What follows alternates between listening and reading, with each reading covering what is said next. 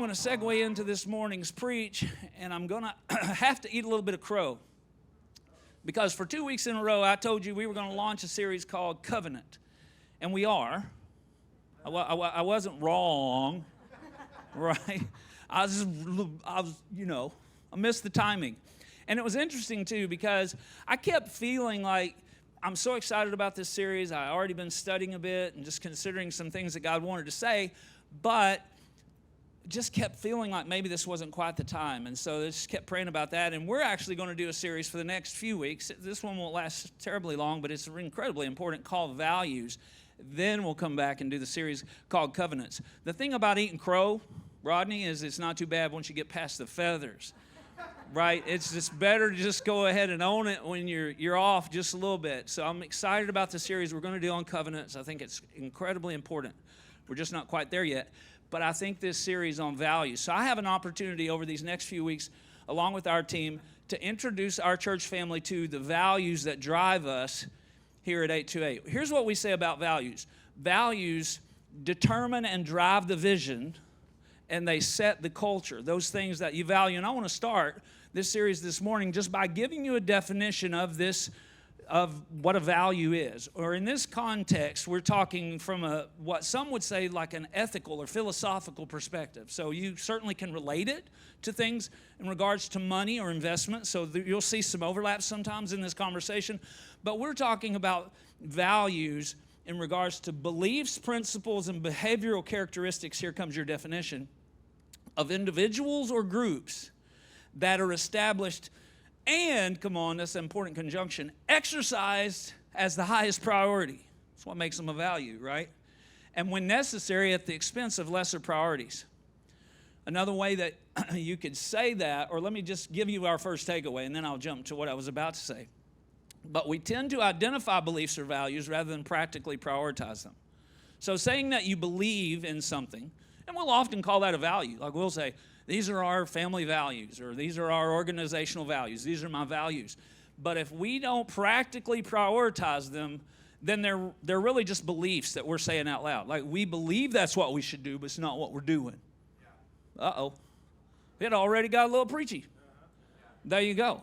Because, I mean, it's like, it's all popular at this point to identify values.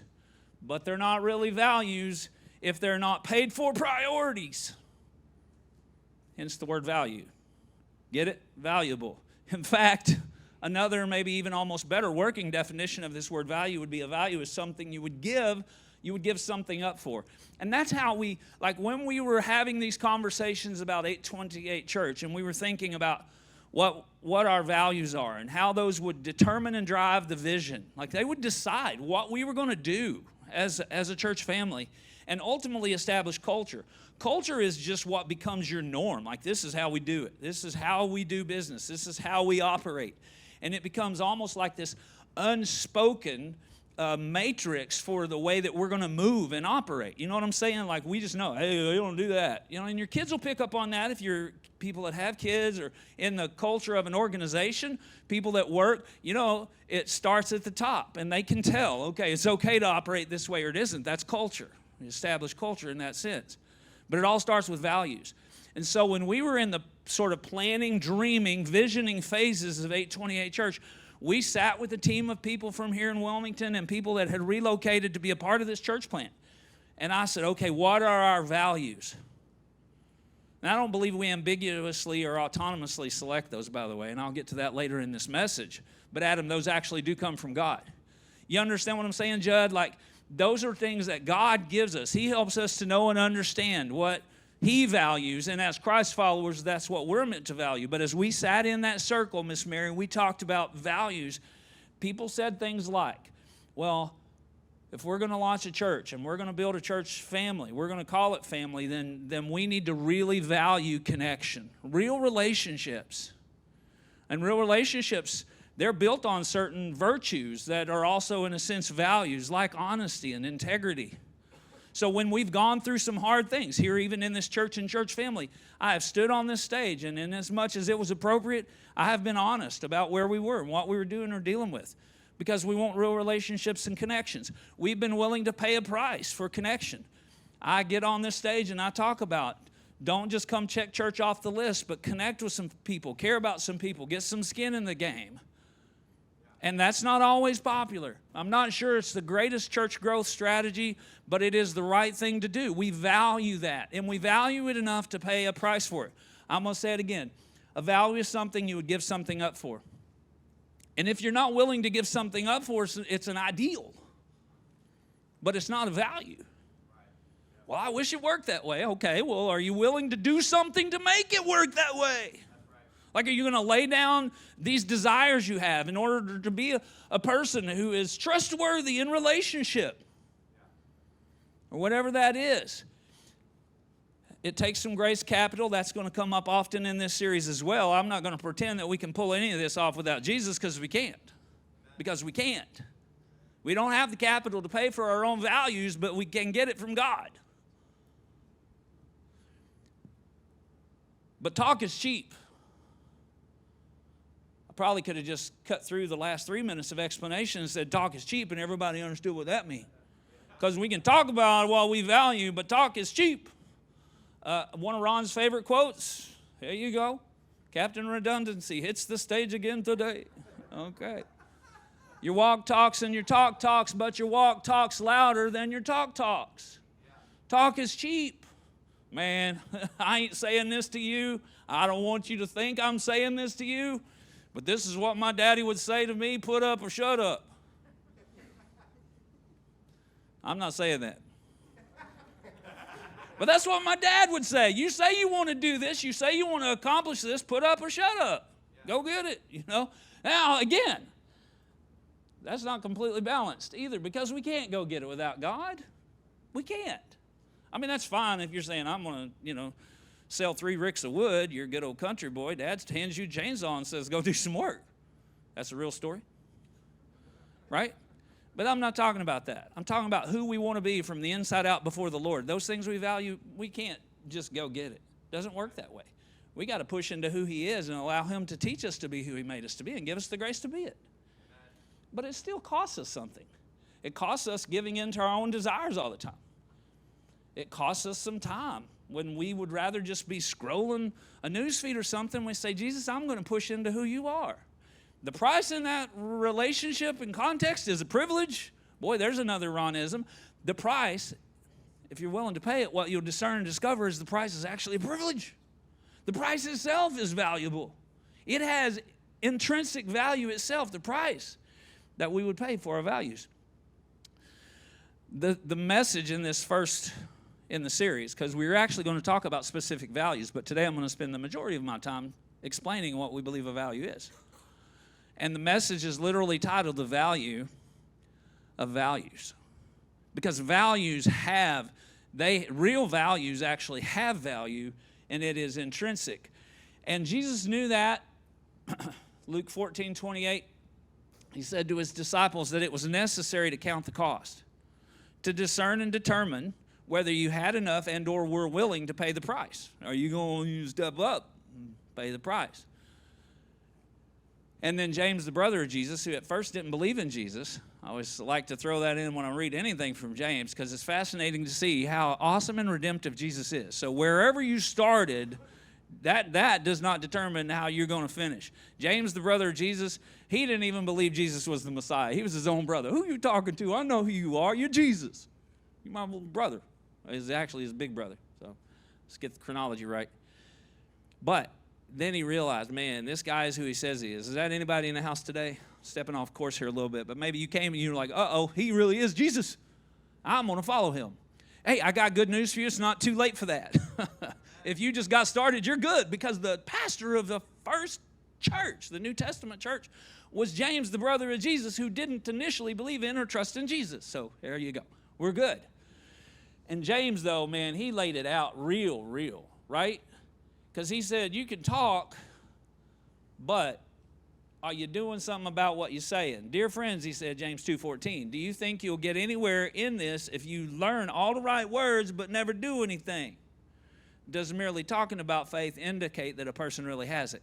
Now, in this context, he's talking about faith and works, but it certainly applies to this concept of values. And he went on to say, look, if you try to separate faith from works or works from faith, what you'll find yourself with is a corpse. In other words, what he said was faith without works is dead. He didn't say that you earn the right to say you have faith because you work, but simply he was saying that if you do have faith, you'll end up doing things that matter. You will actually live what you believe. That's how faith works. It's like saying if you get in water, you're going to be wet. That's how water works. And if you have faith, if you really believe in who Jesus is, it will impact how you live. And if it doesn't, you're probably just talking. That's what James was saying. And then he went on to say, in verse 19, do I hear you professing to believe in the one and only God, but then observe you complacently sitting back as if you had done something wonderful? Woo-hoo, he says. That's just great. Demons do that, but what good is it to do them? Use your heads. Do you suppose for a minute that you can cut faith and works into and not end up, oh, there it is, with the corpse on your hands? Why are values and beliefs often having no impact in our lives? Because it is, again, just, and listen, we're all in the same boat here, but often it's just what we say. So this series is about believing in the right things, valuing the right things, and then also discerning how to step into the grace to live them. I'm almost done with pounding this point, but I'm not quite. Another takeaway is this: saying you value something isn't the same as paying the value or for the value of something. I thought that takeaway was really clunky, but very important, because saying and paying are not the same. And again, the only reason we're able to pay is because God gives us grace capital. Somebody say grace capital. That's when God comes in and makes what we could never do without him not just doable, but like a victorious journey for us with Jesus. He just does that. When we say, okay, I'm going to go, okay, I don't know how I can be honest. I've never been honest, but I'm going to try to be honest. I'm going to try. I value that. I value honesty and integrity in my relationships with my friends or my parents or my children or what, I'm going to step. I don't know how I can do that, but I'm going to do that because that's something I value. Or, I don't really like people, but I value relationships, and I want some covering and accountability, and I want some people to speak into my life. So God help me to step out of my little protected comfort zone and have real relationships with people who will help me find my way to you, because I value that. Are you hearing what I'm trying to say this morning?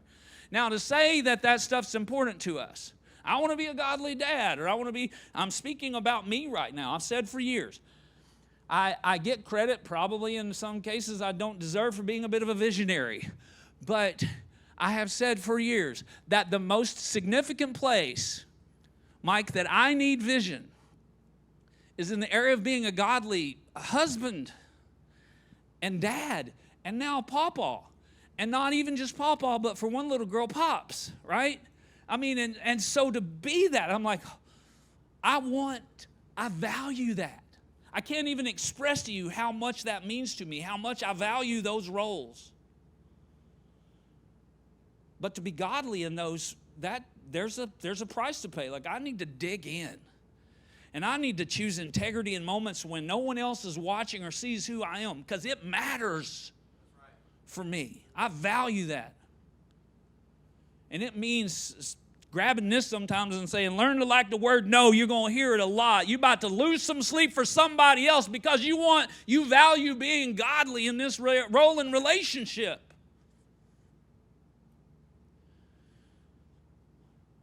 And to say that you care about those things and not take the grace capital God gives us and spend it on that would be like going to a grocery store.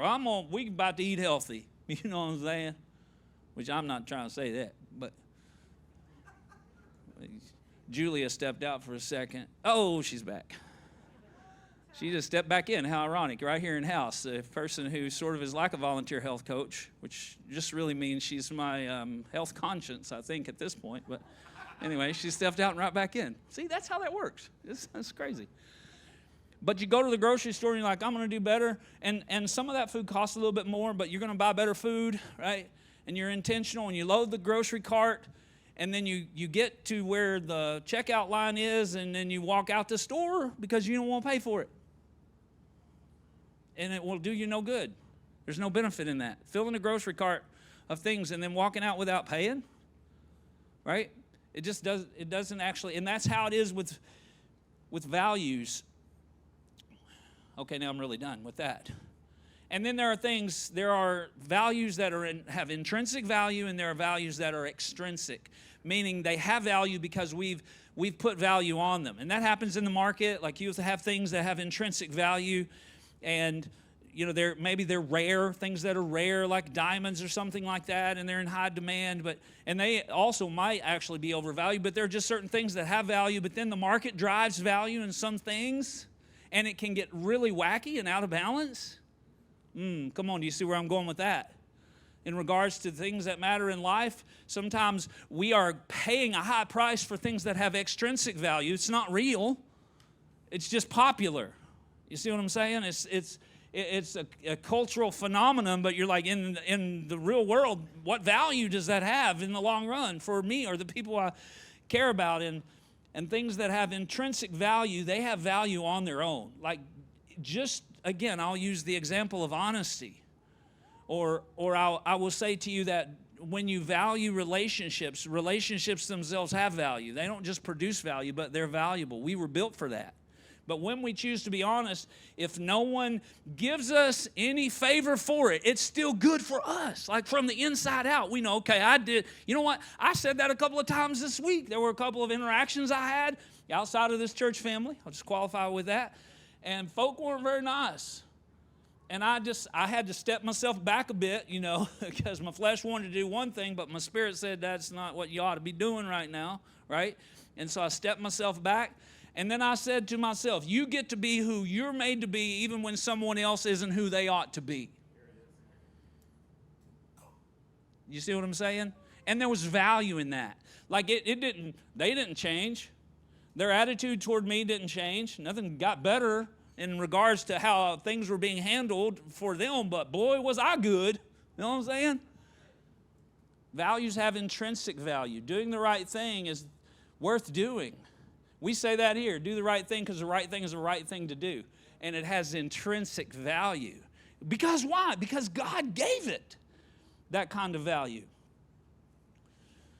Versus, again, the extrinsic value, which is a perspective that claims some sort of alleged benefit to doing things a certain way. Like, if you do this, so it has no value on its own, but if you do this, then maybe value will be added to you because of. So an example of that would be, man, if I could just be famous or have an important position, people are going to love me, and I'm going to feel loved. So the value isn't in being famous or having this, position that you consider to be important, but maybe you're thinking you'll find value from that. And man, is that a lie from the pit of hell. Right? And it costs a lot. Like, you got to step on folk to get there sometimes. Now, there are people in incredible positions, and they are famous, and being famous in and of itself isn't bad. That's not bad. I mean, there are some preacher acquaintances and friends that I have, or people that I know that are incredibly well known, and that in and of itself isn't evil or bad, so don't believe that's what I'm saying. But wanting to be famous, that's bad.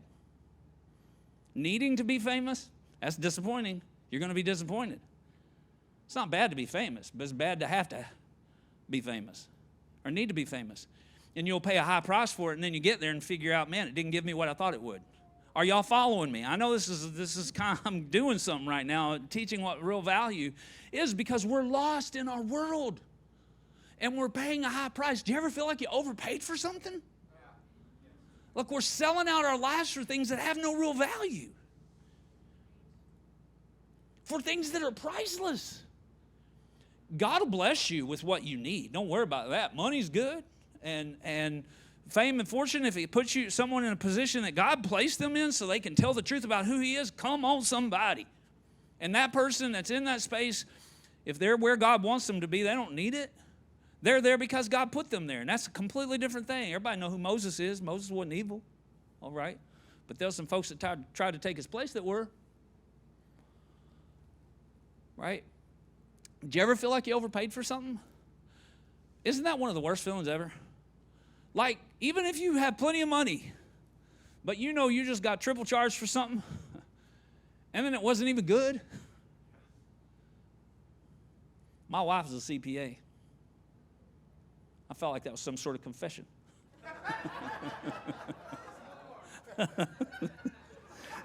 I'm telling you, I'm not a CPA. She can count and everything. She knows if we overpay. And she don't like it. Not a little bit. And it's not about the money. She just don't like getting ripped off. And I don't want to get ripped off in life. I want to spend my life on the things that have real value. There, I said it. Did y'all hear me? I want to spend my life. We're about to spend it on something. I want to spend my life on things that have real value. Not because pop culture said so, but because God said so. And because I know so. Like I can feel the value in that. That's right. I don't want to overpay for something that when I get it, I wish I didn't have it. The way the world looks at this, I mean, it's, well, let's just call it good, right? I mean, it's a bit of a moving target. If you live chasing after things that have extrinsic value, it changes all the time. Can't even decide what we're supposed to be paying for. It changes constantly. It's a moving target. And the way the world often approaches that, and okay, we're in the world, so we got to be careful here because I might be talking about us too. But often what happens is we go after something, and then when we get it, we try to act like it's what we hoped it would be anyway, right? There's a story about the FBI got called into this town because someone was literally just randomly shooting holes in buildings. And everywhere they went, I mean, there were these targets that were drawn on these buildings, and every single shot was the bullseye. Like, dude was drawing targets and bullseye. Every time they're like, whew, we got to be careful trying to hunt this dude down or dudette because they're clearly a sharpshooter. They finally caught this person. They asked the guy, they said, so where did you learn to shoot like that? He said, well, I'm going to tell you a little secret. I just went around shooting stuff, and then I draw a target around it.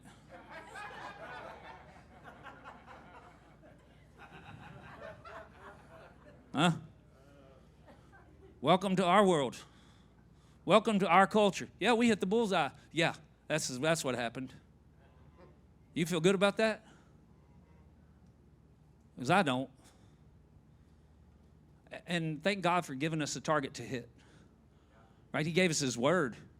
He gave us a target to hit. He said, hey, here are the things that really matter. Here are the things that have real value. Think about 1 Corinthians 13. It's a chapter on love. Love is patient. Love is kind. He filled it full of things that we could go, okay, all right, that's good. I'm going to chase after that. That's going to bring me something of real value. It's going to cost me something, right? Because if you read all of that chapter, it talks about what love isn't too. Can't act like that, right? Or think about Galatians 5 and the fruit of the Spirit. An incredible list of things that we are meant and made to value. God gave us a target to shoot at. I appreciate that. And then He taught us how to aim and when to fire.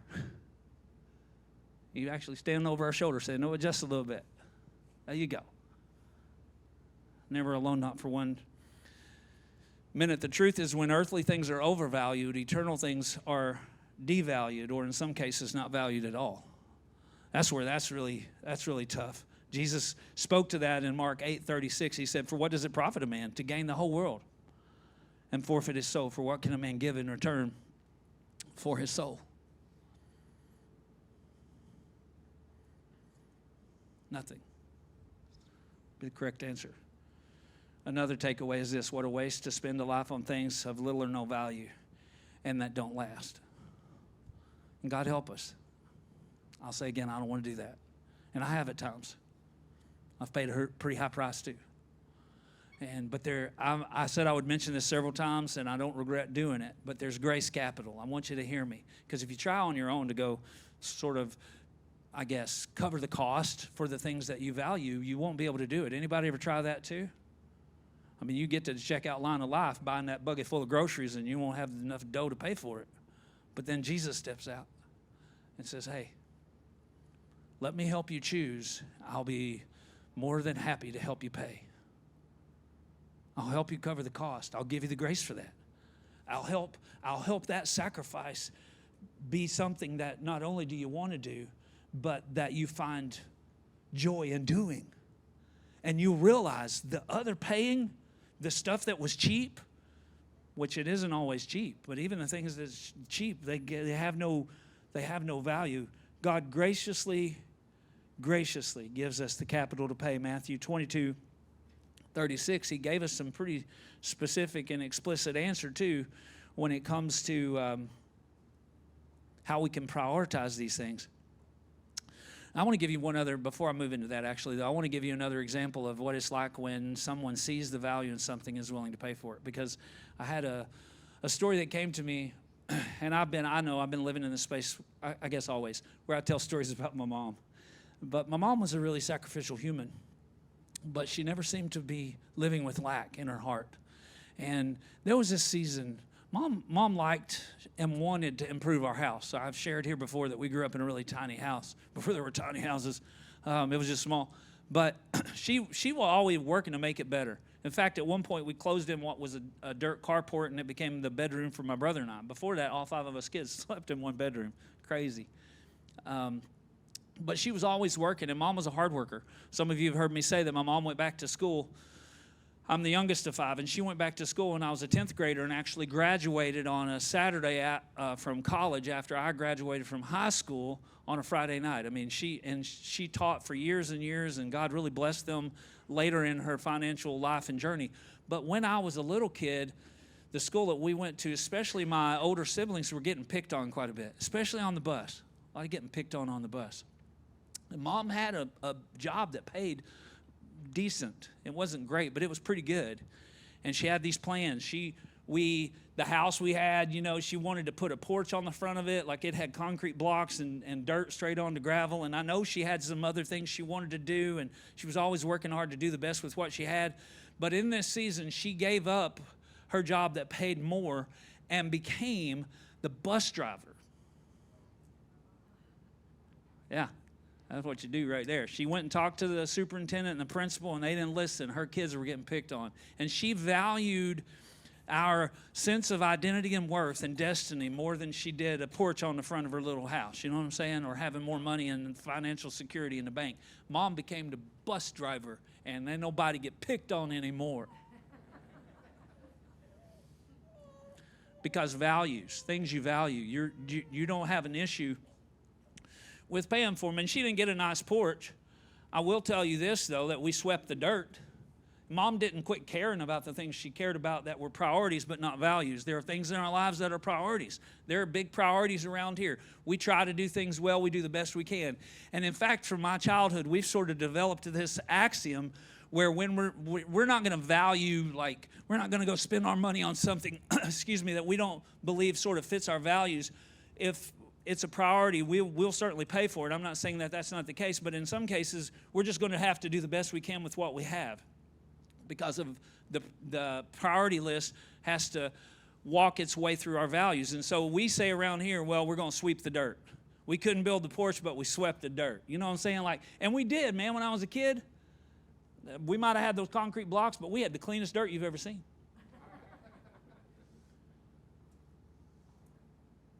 We used to cut the grass sometimes with a weed whacker. You know what one of those are?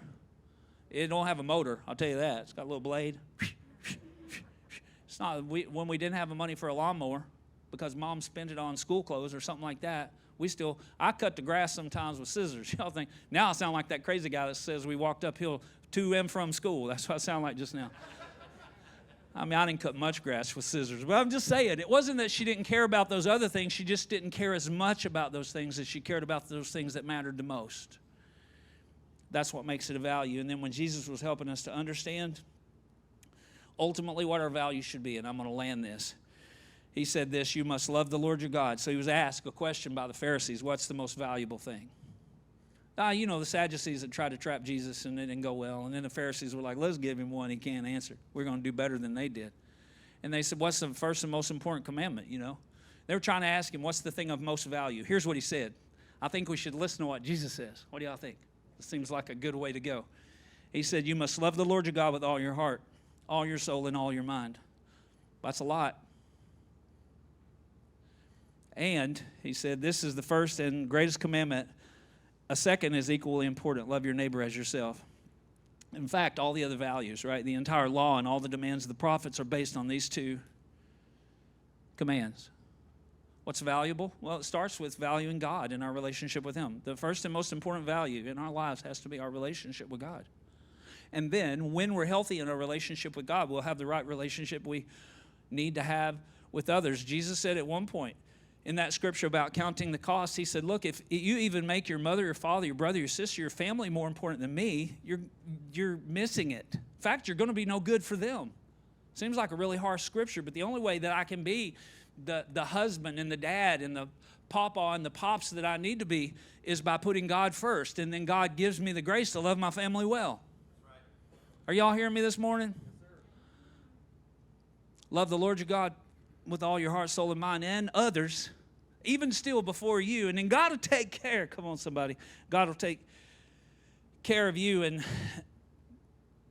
the Apostle Paul in Philippians 3 and 7 before 7, in Philippians 3, he had this incredible list of accomplishments, earthly accomplishments he had. Even that were spiritually connected. Like I was a Pharisee amongst Pharisees. I was born Jew and Roman. I mean, he was loaded with all sorts of accolades and advantages. Paul was. He was a dude that was blessed. And he realized that all of that was empty when it wasn't what God wanted for him. And so he said this in verse 7 of Philippians 3. He said, I once thought these things were valuable. Are you with me, church? Yeah. I once thought these things were valuable, but now I consider them worthless because of what Christ has done. Yes, everything else is worthless when compared to the infinite value of knowing Christ Jesus my Lord. For His sake, He said, I have discarded everything else. In fact, I like that too. He didn't say, look, I considered them worthless. But he went on to say, and I did in fact actually give them all up and still counted them all as garbage so that I could gain Christ. And I want to say for us here at 828 Church, again, these next few weeks, I'm going to kind of just unpack our values and value statements. So we have 6 different values and value statements that we believe encompass several. They're not. That's why we call them value statements. They're not singularly supported. Their values are virtuous choices that are made up of other values and virtues, in a sense. And I want to unfold those or unpack those. But honestly, I don't want to say we cheated. But in regards to how this list works, we started, our first and most important value is Jesus. It's God. And in a sense, I know that Jesus doesn't belong on a list. I get that. I understand that, but I felt like that if we didn't put Jesus on this list, we might forget about Him. It goes like this: Jesus is the big deal in everything we do. That's the actual value statement, and I will come back to an explanation of that in just a quick minute. But I love those, like from my own heart, Jason. Sometimes the things I have to tell my heart, remind my heart, Naomi. I remind myself of this. Like I want to kind of invest in my own thinking those things that are true. Do you ever need to do that? There's a song that's, give me Jesus, give me Jesus, you can have all this world, but give me Jesus, give me Jesus, give me Jesus, you can have all this world.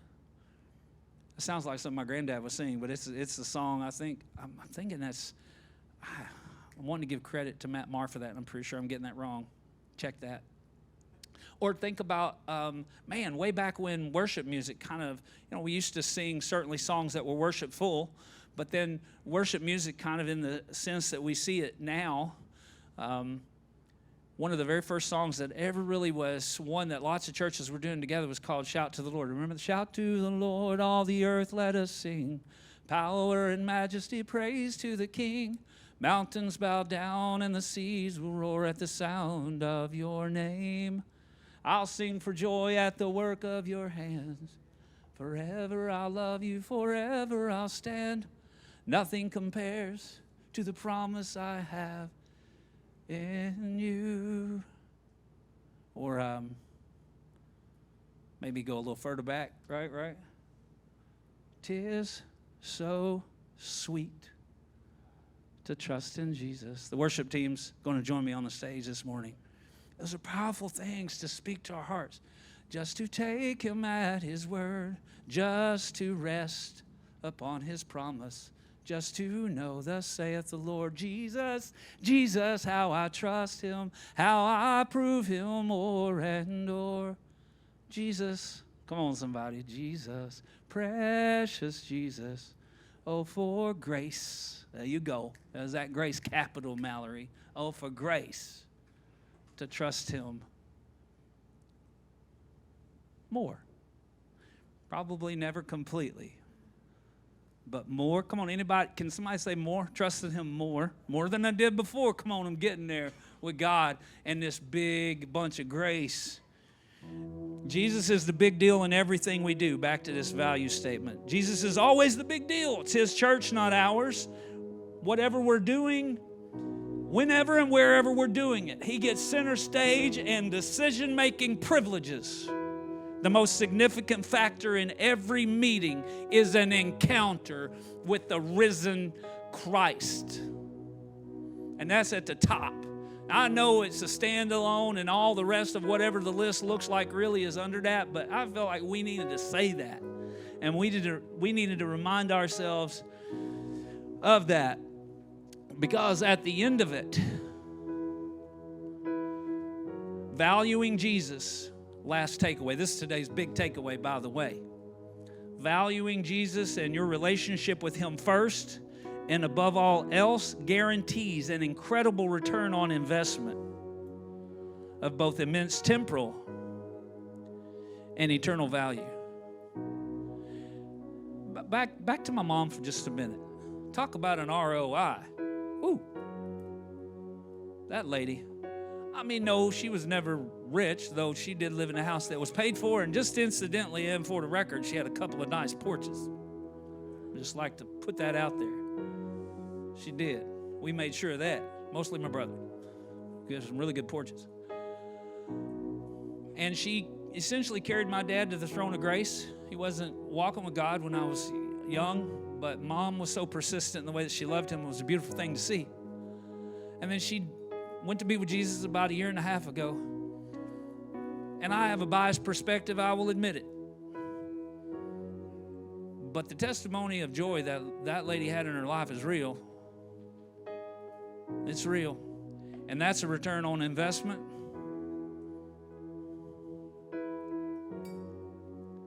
It's priceless. It's what the world's chasing.